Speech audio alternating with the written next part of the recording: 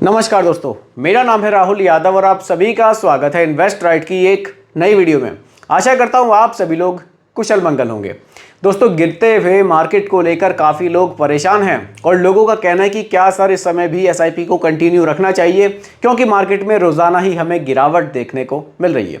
तो क्या आगे की रणनीति होनी चाहिए? क्या अभी अपना पैसा निकाल लें? कहीं ऐसा ना हो कि जिस तरह से मार्केट गिर रहा है हमारा पैसा गिरता ही चला जाए। तो ऐसी सिचुएशन में हमें क्या करना चाहिए, आज की वीडियो में इस बारे में पूरा डिस्कस करेंगे। वीडियो है आपके लिए बहुत ही ज़्यादा इन्फॉर्मेटिव, बहुत ही ध्यान से देखिएगा और समझिएगा, क्योंकि यहाँ की एक चीज़ मैं आप सभी को समझाऊंगा बिल्कुल सिंपल भाषा में।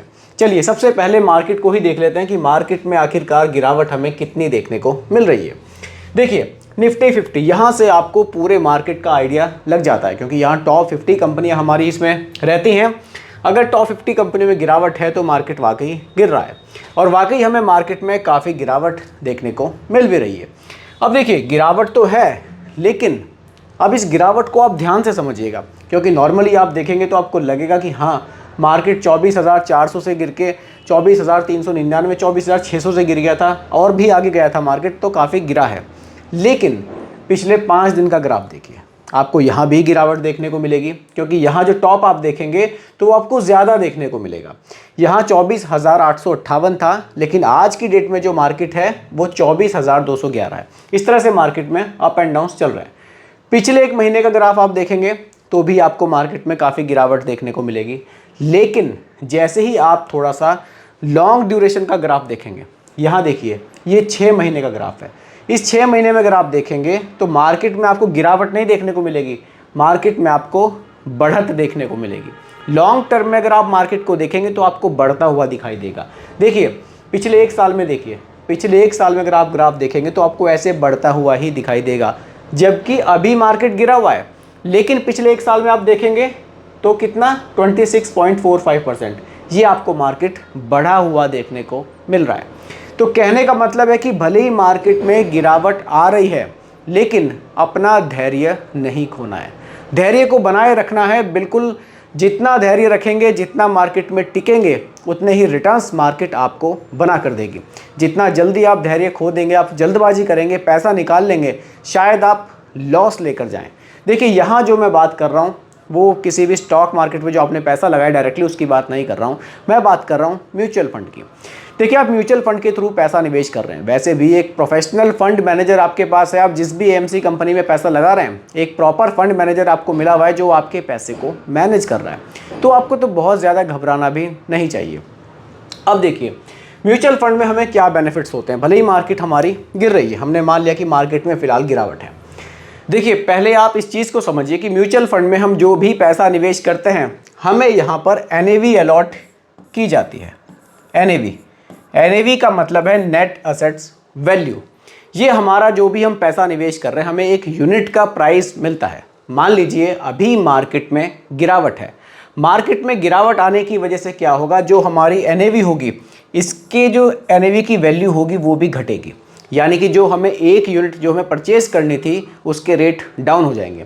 एग्जाम्पल के लिए मान लीजिए एनएवी पहले 10 रुपये की थी, अब हम यहाँ क्या कर रहे हैं, हम 100 रुपये निवेश कर रहे हैं।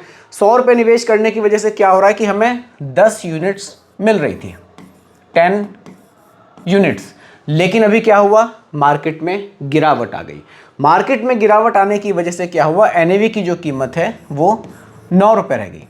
अब जब मार्केट में गिरावट आई, एनएवी की जो वैल्यू थी वो 10 की जगह घटकर 9 रुपये रह गई, और हम निवेश कितना कर रहे हैं, हर महीने 100 रुपये ही कर रहे हैं। तो हमारी इस स्थिति में क्या होगा, हमें यूनिट्स ज़्यादा मिलेगी। कितनी मिलेगी, लगभग 11 पॉइंट कुछ समथिंग हमें यूनिट्स मिल जाएगी। यानी कि इस महीने मार्केट में गिरावट होने की वजह से हमें यूनिट्स ज़्यादा मिल गई, हमारे यूनिट्स इकट्ठा ज़्यादा हो जाएंगी। और जब इस एनएवी की कीमत बढ़ेगी, जब मार्केट में वापस से एक अच्छी वो आएगी, बाहर आएगी मार्केट में, आप कह लीजिए दोबारा से, तब क्या होगा, एनएवी 10 रुपये थी, हो सकता है ये आगे चलकर जब मार्केट में बढ़त मिले तो ये 12 रुपये की हो जाए। जब ये 12 रुपये की होगी तो हमने भले ही एनएवी 9 रुपये पे खरीदी है, 10 पे खरीदी है, 8 पे खरीदी है, 11 पे खरीदी है, ऐसे चलता रहेगा। जब हम सेल करेंगे उसको, जब हम अपने पैसा म्यूचुअल फंड से निकालेंगे, विड्रॉल करेंगे, तो करंट एनएवी के हमें प्राइस देखने को मिलेंगे। उसी प्राइस पर हमारा जो एनएवी होगी वो सेल होगी और हमें पैसा मिलेगा। तो कहने का मतलब है कि भले ही मार्केट में गिरावट आ रही है, आपको अपना निवेश बंद नहीं करना है। क्योंकि लोग कह रहे थे कि सर जिस तरह से मार्केट में गिरावट है इस समय तो एसआईपी को बंद ही कर देना चाहिए। बंद बिल्कुल नहीं करना है। अगर आपके पास ऑप्शन है लमसम का, मैं तो कहूँगा आप थोड़ा बहुत लमसम भी जरूर कीजिए। ज़्यादा नहीं है, 40,000 50,000 जो भी है, ये ऑप्शंस, ये मौके मिलते हैं मार्केट में। जब भी मार्केट में करेक्शंस आते हैं, मार्केट एक मौका देती है आपको कि ये मौका है, पैसा लगा दो, पैसा आपका बढ़ जाएगा। जैसा कि हमने पास्ट में भी देखा है कि अगर आप लॉन्ग टाइम में देख रहे हैं तो मार्केट बढ़ता हुआ ही दिखाई दे रहा है। बहुत ही कम टाइम में, पिछले 1 महीने में, 15 दिन में अगर आप देखेंगे मार्केट में गिरावट है, उसको देखकर अगर आप घबराएंगे तो फिर आप एक अच्छे निवेशक मेरे हिसाब से नहीं हैं। एक स्मार्ट आपको इन्वेस्टर बनना है तो इनको मौके की तरह देखना है। चलिए मौके को भी छोड़ते हैं। मान लीजिए आपके पास पैसा नहीं है, आप एक सिंपल अपनी एक एसआईपी कंटिन्यू करते हैं, आप उसको कंटिन्यू कीजिए। बंद करने के बारे में तो बिल्कुल आपको सोचना भी नहीं है, क्योंकि मैंने आपको दिखाया सब कुछ यहाँ एनएवी का खेल है।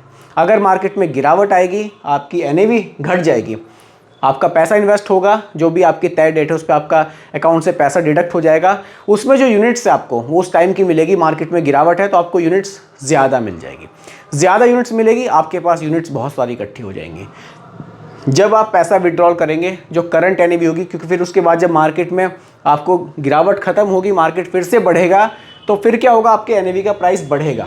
फिर आप उस बढ़े हुए प्राइस पर उस यूनिट्स को बेचेंगे और पैसा विड्रॉल करेंगे। इसलिए मार्केट में उतार आए, चढ़ाव आए, कुछ भी आए, अगर मार्केट बढ़ रही है तो बहुत ज़्यादा खुश होने की ज़रूरत नहीं है, क्योंकि हम एक सिंपल इन्वेस्टर है, म्यूचुअल फंड में निवेश करते हैं। अगर मार्केट में गिरावट आई है तो हमें बहुत ज़्यादा दुखी होने की भी ज़रूरत नहीं है, क्योंकि हमारे सभी कामों के लिए हमें प्रॉपर एक फंड मैनेजर मिले हुए हैं। म्यूचुअल फंड में एवरेजिंग होना बहुत ईजी होता है। यहाँ फंड मैनेजर उसको एवरेजिंग करते हैं। मार्केट में जब तेज़ी होती है यूनिट्स हमारी घट जाती हैं, जब मार्केट में गिरावट होती है तो यूनिट्स हमारी बढ़ जाती हैं। तो इस तरह से एक एवरेजिंग यहाँ हो जाती है। अगर आप स्टॉक मार्केट में देखेंगे, एवरेजिंग करने की कोशिश करेंगे तो वो बड़ा ही मुश्किल काम है, सभी लोग उसको नहीं कर सकते हैं। लेकिन म्यूचुअल फंड में एवरेजिंग होना थोड़ा सा ईजी पड़ता है। और देखिए फंड मैनेजर हैं, उनकी भी जिम्मेदारी है कि कैसे भी करके हमें रिटर्न्स वो अच्छे बना कर दें। क्योंकि देखिए अगर कोई म्यूचुअल फंड कंपनी है, अगर वो रिटर्न्स अच्छे नहीं देगी तो कोई उसमें निवेश ही नहीं करेगा। इसलिए वो फंड मैनेजर को भी एक प्रॉपर जिम्मेदारी दी जाती है कि भैया आप अपने हिसाब से पैसे को निवेश कर रहे हैं तो थोड़ा सा अच्छी तरह से निवेश करें, ताकि जो हमारे निवेशक हैं उनको रिटर्न्स अच्छे मिलते रहें। देखिए एक एग्जांपल के लिए मैं आपको एक यहाँ फंड भी दिखाना चाहूँगा।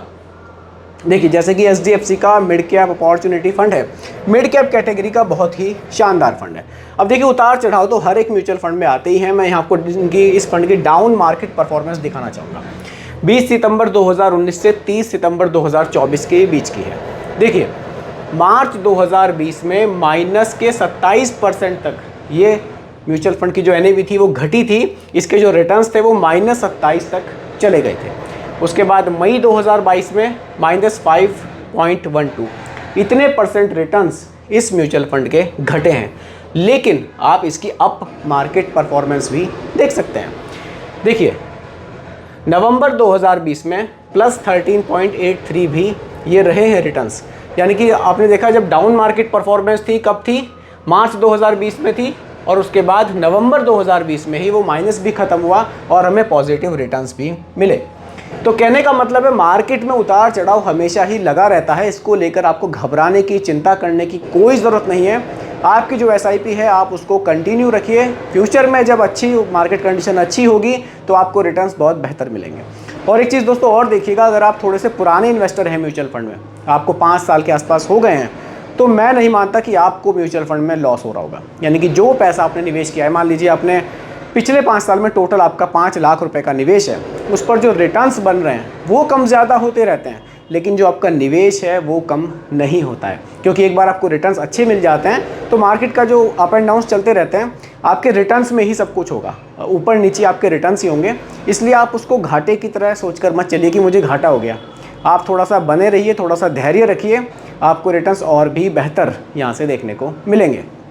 तो दोस्तों यही आज की वीडियो का टॉपिक था, क्या इस गिरते हुए मार्केट में हमें एसआईपी को बंद कर देना चाहिए या फिर बने रहना चाहिए। उम्मीद करता हूँ कि टॉपिक आपको पूरी तरह से क्लियर हुआ होगा। फिर भी कोई कन्फ्यूज़न हो आप मुझे कमेंट कीजिएगा, रिप्लाई मैं आपको ज़रूर करूँगा। बाकी रिकमेंडेशन नहीं है, केवल एजुकेशनल पर्पस वीडियो आप लोगों के लिए बनाई गई है, क्योंकि म्यूचुअल फंड का जो भी निवेश है बाजार जोखिमों के अधीन होता है। बाकी वीडियो पसंद आई हो लाइक शेयर ज़रूर कीजिएगा, और मेरे चैनल पर अगर आप नए हैं इसको भी सब्सक्राइब आप ज़रूर कीजिएगा। नमस्कार।